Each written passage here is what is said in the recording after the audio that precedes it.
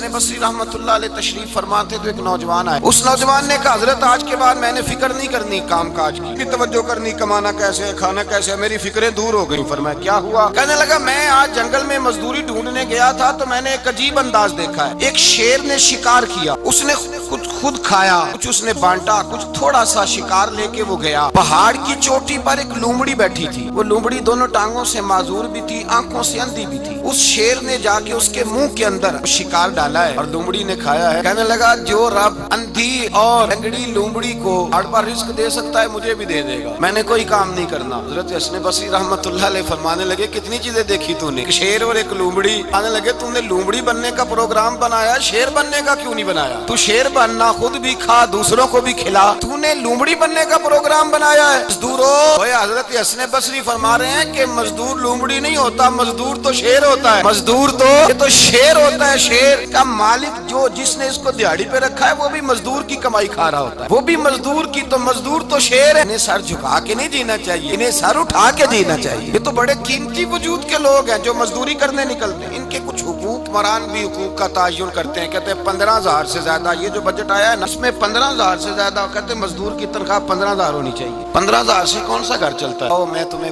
وہ اس بارگاہ پہ لے جاؤں, اس نے سب کو شانیں عطا فرمائی. حضرت ابوبکر صدیق رضی اللہ تعالیٰ عنہ خلیفۃ المسلمین بنے. خلیفہ بنے تو سویرے رات خلیفہ بنے, سویرے سر پہ ٹوکری رکھی, منڈی کی طرف جا رہے ہیں. حضرت عمر فاروق رضی اللہ تعالیٰ عنہ مولا علی شیر خدا کو کسی نے بتایا کہ وہ تمہارا خلیفہ تو جا رہا ہے مزدوری کرنے, تو جا رہا ہے کمائی کرنے. حضرت علی شیر خدا مولا کائنات جناب فاروق اعظم دونوں نے رستے میں روکا. ابو بکر کہاں جا رہے ہیں؟ فرمانے لگے کام کرنے جا رہا ہوں, مزدوری کروں گا, منڈی میں جاؤں گا, تجارت کرتا تھا اس کو جاری رکھوں گا, بچوں کا پیٹ بھی تو پالنا. اب تمہاری حکومت کے پیچھے بچے تو نہیں نا بھوکے مروا لینے, میں نے کچھ کرنا تو ہے. عمر کہنے لگے چلا کے بیٹھ, ہم صحابہ کو اکٹھا کرتے ہیں اور مال غنیمت سے تیرا وظیفہ لگاتے ہیں, آپ کو وظیفہ ملے گا مانا, آپ بیٹھ کر کے مسجد میں ڈیوٹی کریں. بیٹھ گئے, مشاورت ہوئی تو حضرت ابوبکر صدیق رضی اللہ تعالیٰ عنہ سے پوچھنے لگے جناب بتلائیے آپ کا کتنا وظیفہ لگایا جائے؟ حضرت ابوبکر صدیق فرمانے لگے اتنا لگا دو جتنی ایک مزدور کی تنخواہ ہوتی ہے. تو ایک صحابی بول کے بڑے میٹھے اور دھیمے لہجے میں کہنے لگے ابوبکر اگر تیرا گزارا نہ ہوا تو, اگر تیرا گزارا نہ ہوا تو. حضرت ابوبکر صدیق فرمانے لگے اگر میرا گزارا نہ ہوا میں مزدوروں کی تنخواہوں میں اضافہ کر دوں گا,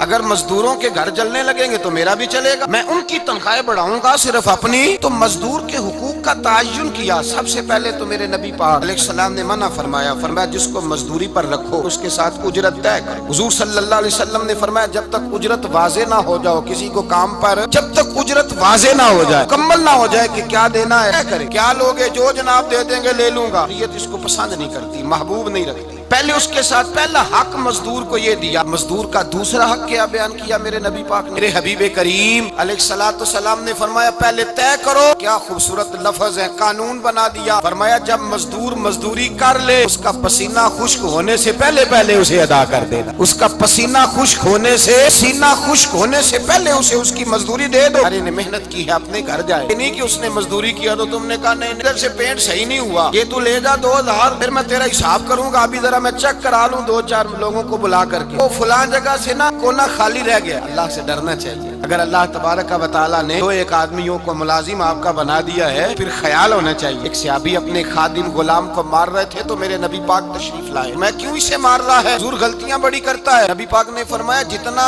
تجھے اس پر اختیار ہے نا اس سے کہیں بڑھ کر میرے رب کو تیرے اوپر بڑا اختیار ہے. کہا حضور یہ بڑی غلطی کرتا ہے, میں آخر کتنا معاف کروں؟ حضور نے فرمایا اتنا معاف کر جتنا میرا رب تجھے معاف فرماتا ہے. پتہ ہے تیری صبح سے لے کر شام تک کتنی کوتاہیاں, گزر کا حکم دیا, اللہ حق یہ دیا دوری طے کرو, دوسرا حق یہ دیا پسینہ خشک ہونے سے پہلے ادا کرو, تیسرا حق یہ دیا کہ اس سے درگزر کرو, غلطی ہو جائے تو درگزر کرو. یا رسول اللہ مزدوری کتنی دیں؟ حضور سید عالم صلی اللہ علیہ وسلم نے فرمایا مزدور کا حق بیان کیا نبی پاک, اور ایک بات ارشاد فرمائی تو اس کے اندر کئی پہلو, ایک حدیث میں کئی پہلو بیان فرمائے. بی بی پاک نے فرمایا جیسا تم کھاتے ہو ویسا ہی اسے کھلانا. بس ختم ہو گئی بات. اتنی بڑی بات کر دی سرکار نے. کبھی دیکھا ہے آپ نے کہ مزدور کو ایسے کھلایا جا رہا ہو جیسا مالک کھا رہا ہے؟ حضور نے فرمایا फरमाया भाई मजदूरों का हक ये है कि जैसा तुमने खाना है वैसा उसे खिलाना है, फरमाया जैसा तुमने पहनना है वैसा उसे पहनाना है। फिर मेरे हबीब करीम अलैहिस्सलाम ने इरशाद फरमाया उसकी हिम्मत से बढ़कर तुम उस पर बोझ नहीं डाल सकते, इतना काम वो कर नहीं सकता उतना तुम उसे दे नहीं सकते। और फरमाया अगर उतना काम देना है जो उसकी हिम्मत से ज्यादा है तो मैं उसके मालिक को कहता हूँ वो भी उठ के मजदूर के साथ काम पे लग जाए। अल्लाह भी तुम पर वो बोझ नहीं डालता जो तुम उठा नहीं सकते। किसी मजदूर को तुम ऐसा काम नहीं बताओगे। हजरत उस्मान गनी रज़ी अल्लाह तआला अन्हु एक दिन हजरत उमर फारूक से कहने लगे उमर बस कर दे यार, तेरे बाद भी तो लोगों ने खलीफा बनना है, कैसे को तेरे रास्ते पे चलेगा। तो हजरत उस्मान गनी से जनाब उमर कहने लगे क्या हो गया। फरमाने लगे कल मैं देख रहा था कि लोग बाग में मजदूरी कर रहे थे और आप अमीरुल मोमिनीन होके उनका हाथ बटा रहे थे, हाथ बटा रहे थे। तो हजरत उमर कहने लगे बूढ़े थे, बीमार थे, मजदूरी कर रहे थे तो पसीना बह रहा था, क्या हो गया अगर थोड़ा सा मैंने साथ दे दिया। हजरत जनाब सैयदना फारूक आजम लफ्ज कहते हुए रो पड़े। अब फरमाने लगे मैं किसी बादशाह का शहजादा नहीं, मैं भी उसी बाप का बेटा हूँ जो ऊंट चरा के गुजारा किया करता है। मैंने आगे बढ़ के लोग हैसियत भूल जाते हैं, हैसियत भूल जाते हैं। अल्लाह तबारक व तआला जब कुछ अता करता है का रवैया अपने मातहतों के साथ इतना सख्त और जाबिराना आमिराना हो जाता है, इस कदर ज्यादा उनके लबो लहजे में कड़वाहट आ जाती है, एहसास ही नहीं करते कि जो सामने बैठा है बड़ा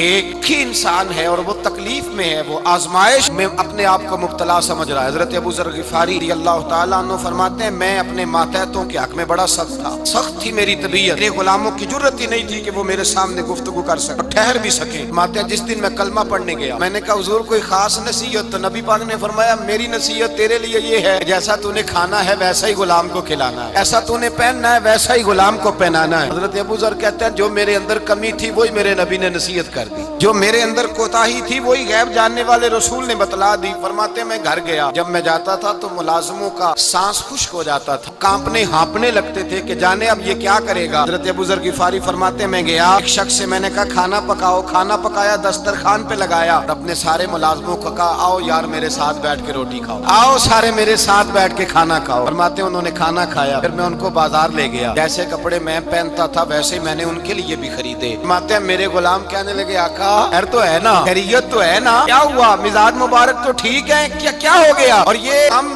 फिजा को इतना खूबसूरत देख रहे हैं, इतनी प्यारी रिमझिम बरसती देख रहे हैं, ये जारी रहेगी या एक दिन की है। तो अबू ज़र ग़िफ़ारी रो पड़े, कहने लगे अब तुम्हें अबू ज़र ग़िफ़ारी बदला हुआ मिलेगा, इसलिए कि अब मैं वो नहीं रहा, मैं रसूलुल्लाह का कलमा पढ़ के गुलाम मुस्तफ़ा बन गया हूँ, अब मैं बदल गया हूँ, मेरी तबीयत बदल गई। गुलामों के हक में हजरत मौला अली शेर खुदा गुलाम को लेकर के गए दुकान पर, हजरत मौला अली गुलाम को लेकर गए कपड़े की दुकान पर, 2 जोड़े खरीदे, एक कम कीमत का एक ज्यादा कीमत का, 2 जोड़े खरीदे। जब वापस लौटे तो गुलाम से कहने लगे तू अपना ले ले। गुलाम को पता था कि उस जमाने में होता क्या था, उसने कम कीमत का जोड़ा उठाया, तली फरमाने लगे अजीब आदमी है, तो तेरा नहीं ये तो मेरा है। उसने कहा हुजूर किस तरह से। फरमाने लगे तेरे लिए कीमती जोड़ा इसलिए खरीदा है कि तू जवान है, मैंने अपने लिए इसलिए छोटा खरीदा है कि मैं तो अब बूढ़ा हो गया हूँ, ये तो हाजत नहीं। लगा हुजूर बूढ़े और जवान का मतलब नहीं, आप अली हैं, आप चूंकि मौला अली हैं और आप अमीरुल मोमिनीन हैं, लिहाजा आप तख्त पर बैठना है, आपने सल्तनत को चलाना है, अब पहनिए। अली फरमाने लगे तू मेरा गुलाम बना है ना, तूने अभी मेरे नबी का दीदार नहीं ना किया, तू बाद में आया है ना, तू उस दौर में होता तू जान जाता। ये अमल मेरा है पर इसके पीछे जो नसीहत के फूल हैं वो मुस्तफा के अता फरमाए हुए। भाई याद रखें ये करीम सैयद आलम सल्लल्लाहु तआला अलैहि वसल्लम ने तायुन फरमाया मजदूर के हुकूक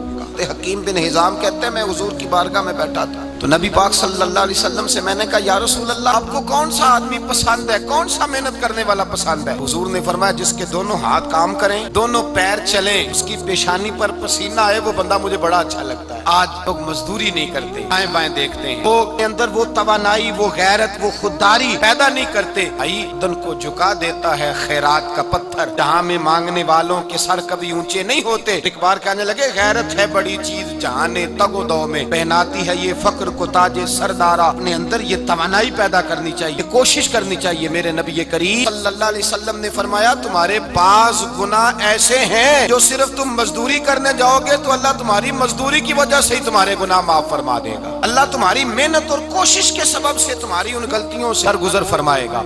حبیب کریم یہ عالم صلی اللہ علیہ وسلم نے فرمایا مزدور جب قیامت کے دن آئے گا، بھئی عالم تو آیا، صوفی تو آیا، درویش تو آیا، کعبہ تو آئے، کانا تو شفاعت کے لیے شمار کیا گیا، مصطفیٰ نے فرمایا جب مزدور آئے گا، مزدور کی سب سے بڑی غلطی یہ ہے کہ مزدور اپنے آپ کو نیچ سمجھتا ہے، مزدور کی سب سے بڑی غلطی یہ ہے کہ یہ اپنے آپ کو چھوٹا سمجھتا ہے، اس کی زیادتی یہ ہے کہ یہ اپنی سوچ کو بڑا نہیں کرتا، یہ سمجھتا ہے نہیں کہ بھئی میں تو دو ہاتھوں کی محنت کی کمائی کھاتا ہوں، یہ آرزو کرم اور میں آپ سے کروں، بھیک اس کو دیجئے جس کا خدا نہ ہو۔ مزدور کی زیادتی یہ ہے کہ یہ اپنے آپ کو چھوٹا جانتا ہے۔ میرے مصطفیٰ نے فرمایا جب مزدور محنت کرنے والا قیامت کے دن آئے گا تو اس کا چہرہ اس طرح چمکے گا جس طرح 14ویں کا چاند چمکا کرتا ہے، اس قدر اس کا چہرہ چمکے گا، وہ آئے گا وہ صبح قیامت۔ میرے بھائیو، مزدور عظیم شخصیت کا نام ہے۔ محنت کرنا، اپنے دونوں ہاتھوں سے مشقت کرنا، جدوجہد کرنا۔